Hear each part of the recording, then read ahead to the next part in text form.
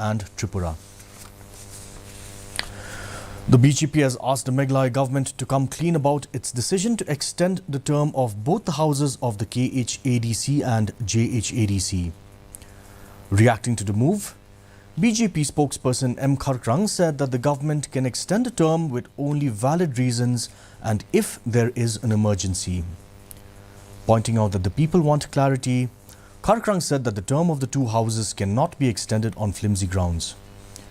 It may be recalled that the decision to extend the KHADC and JHADC's tenure was taken by the state cabinet, which met on Friday.